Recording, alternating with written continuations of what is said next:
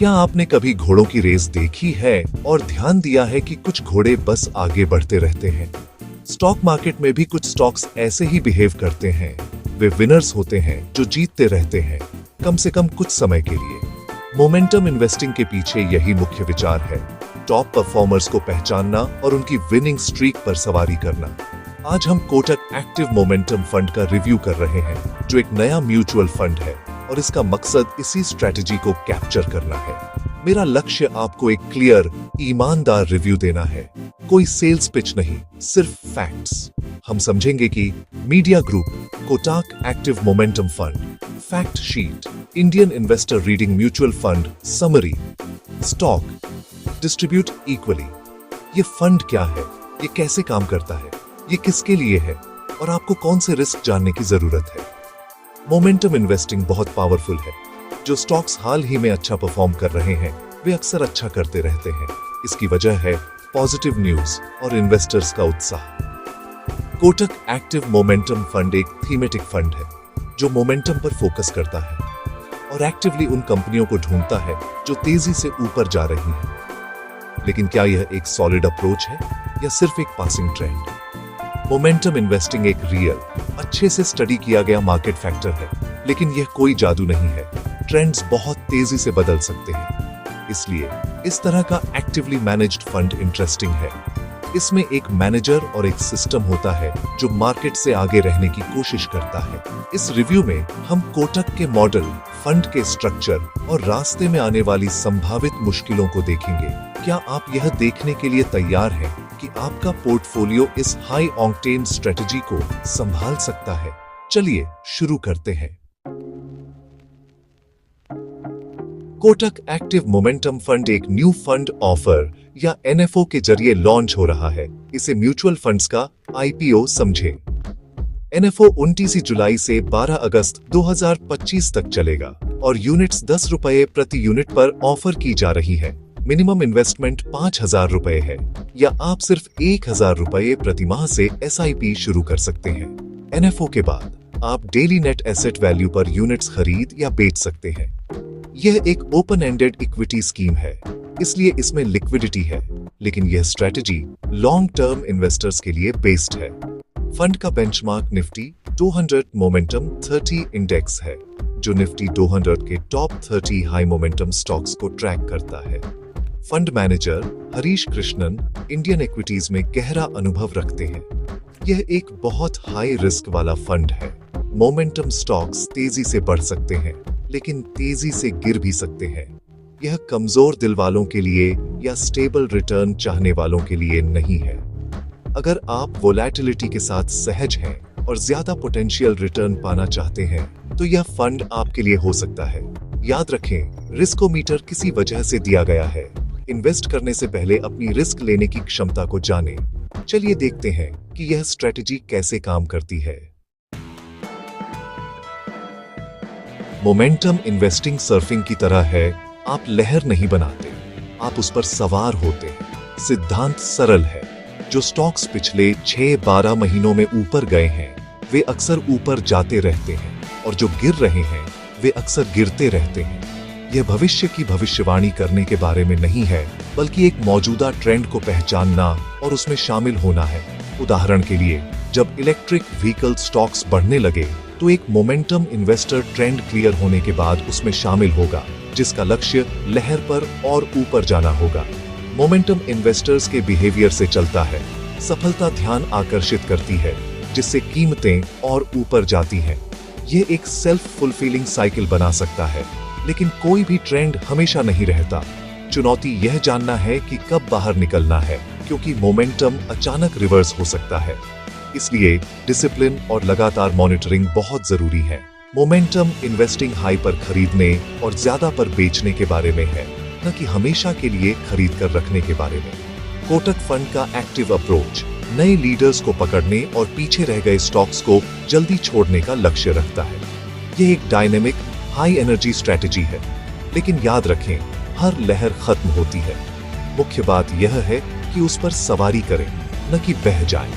चलिए देखते हैं कि फंड अपने स्टॉक्स कैसे चुनता है।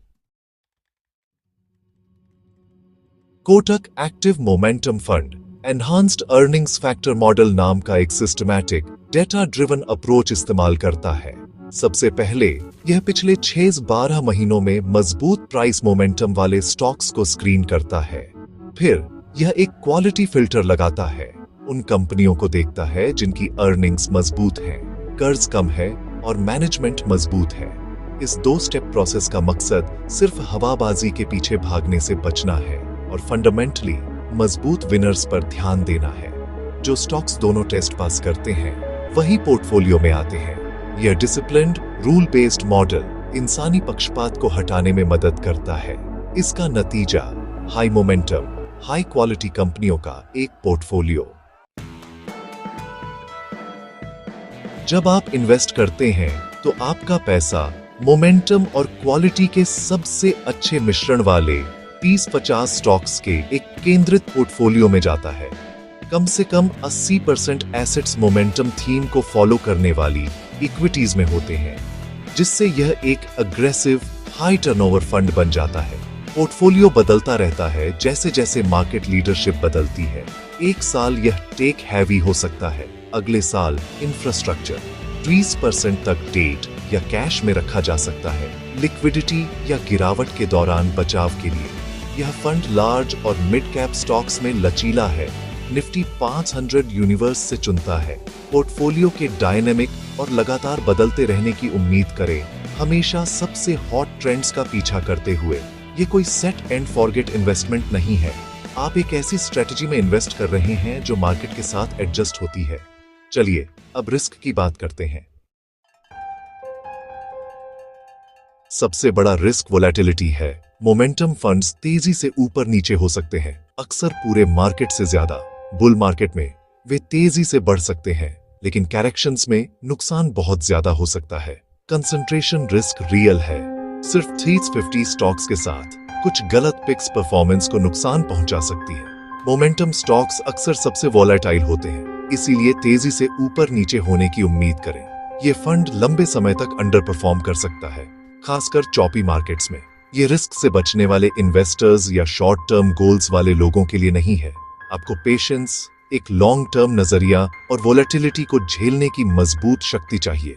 इन्वेस्ट करने से पहले अपनी रिस्क टॉलरेंस के बारे में ईमानदार रहे। अब ये फंड असल में किसके लिए है? आइडियल इन्वेस्टर का नजरिया लॉन्ग टर्म का होता है, 7 साल या उससे ज्यादा सोचें, और रिस्क लेने की हाई टॉलरेंस होती है। अगर आप रिटायरमेंट या अपने बच्चे की एजुकेशन जैसे दूर के गोल्स के लिए इन्वेस्ट कर रहे हैं, तो यह फिट हो सकता। आपको इमोशनली डिसिप्लिन्ड होना चाहिए, बिना घबराए 20% की गिरावट को संभालने में सक्षम होना चाहिए। ये फंड एक tactical alpha seeking satellite holding के रूप में सबसे अच्छा है। आपके पोर्टफोलियो का 5-10% कोर नहीं। आपके मुख्य इन्वेस्टमेंट डाइवर्सिफाइड स्टेबल फंड्स में होने चाहिए। मोमेंटम फंड्स उन लोगों के लिए हैं जो फैक्टर बेस्ड इन्वेस्टिंग को समझते हैं और सिर्फ स्टॉक्स ही नहीं बल्कि स्ट्रैटेजीज को भी डाइवर्सिफाई करना चाहते हैं। अगर आप ट्रेडिशनल फंड से कुछ अलग चाहते हैं तो ये एक इंटरेस्टिंग एडिशन हो सकता है। चलिए अब लागत और टैक्स की बात करते हैं। अगर आप 1 साल के अंदर रिडीम करते हैं तो 8% एग्जिट लॉट लगेगा।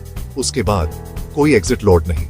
सिर्फ वही पैसा इन्वेस्ट करें जिसकी आपको कम से कम 1 साल तक, और बेहतर हो कि ज्यादा समय तक जरूरत न पड़े। टैक्स के लिए 1 साल के अंदर बेचते हैं तो गेन्स पर 15% plus cess surcharge short term capital gains के रूप में टैक्स लगता है। 1 साल से ज्यादा रखते हैं तो RS1 लाख तक के long term gains tax free होते हैं। उससे ऊपर 10% पर टैक्स लगता है। इक्विटी फंड्स के लिए कोई इंडेक्सेशन बेनिफिट नहीं है। Tax structure long term holding को रिवॉर्ड करता है, जो फंड की स्ट्रेटजी के साथ मेल खाता है। हमेशा अपनी लिक्विडिटी की जरूरतों को अलग से प्लान करें। अब चलिए फाइनल वर्डिक्ट के साथ खत्म करते हैं।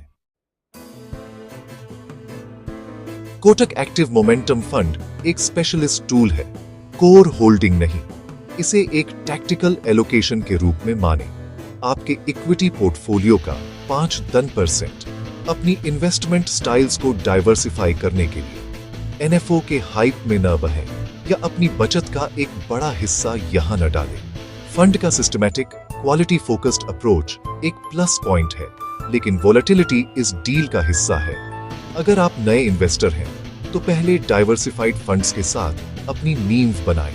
अगर आप अनुभवी हैं और एक एग्रेसिव अल्फा सीकिंग एज जोड़ना चाहते हैं, तो यह फंड देखने लायक है। सुनिश्चित करें कि यह आपके गोल्स और रिस्क प्रोफाइल के साथ फिट बैठता है।